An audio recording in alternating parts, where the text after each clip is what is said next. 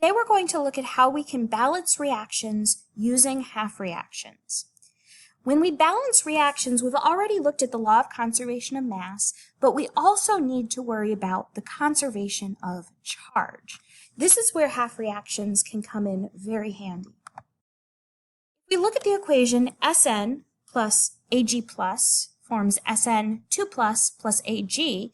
If we're just looking at mass, it looks like we're already balanced. We have one tin on each side and one silver on each side.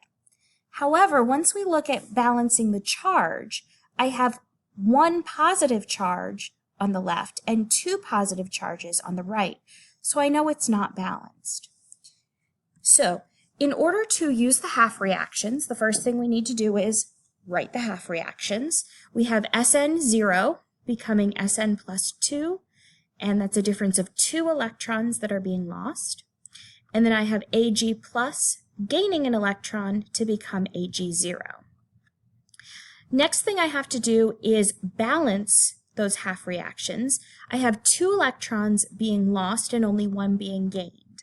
The least common multiple of 1 and 2 is 2, so I can multiply the top reaction by 1 and the bottom reaction by 2, so that I have a total of 2 electrons being lost and 2 electrons being gained. However, what I need to realize is that that 1 and the 2 that I'm multiplying by affect not only the electrons, but everything else that's there. If I'm going to lose 2 electrons, that's going to happen by using 1 Sn0 and forming 1 Sn plus 2. So I can use that to get the coefficients to go into my chemical reaction that say I need 1 tin atom, and I'm going to form 1 tin ion. Likewise, if I look at the silver, that 2 gets distributed not just to the electron, but also to the silver. So I have 2 Ag plus, absorbing 2 electrons and forming 2 Ag zeros.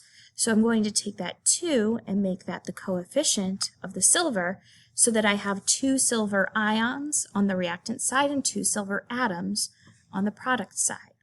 If I double check when I'm done, I have 1 tin on both sides, 2 silvers on both sides. So I do have conservation of mass.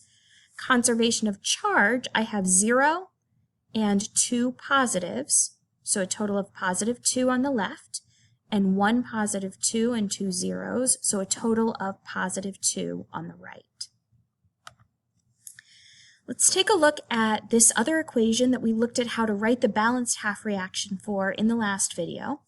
So we assigned oxidation numbers, wrote the half reactions, and balanced those half reactions by multiplying by 3 for the sulfur and 4 for the nitrogen. So that gets me the 12 electrons that I need. However, in order to lose 12 electrons, I need 3 sulfur atoms to lose electrons and become 3 sulfur plus 4 ions. So to get 3 sulfurs on the left, I'm going to put a coefficient of 3 in front of the sulfur. To get 3 sulfurs on the right, I'm going to put a coefficient of 3 in front of the SO2. I have N plus 5 plus 3 electrons forms N plus 2. I need 4 of them in order to get those 12 electrons absorbed. So HNO3 needs a coefficient of 4 to have 4 nitrogens on the left, and NO needs a coefficient of 4 to have 4 nitrogens on the right. The last thing that I need to look at is the water.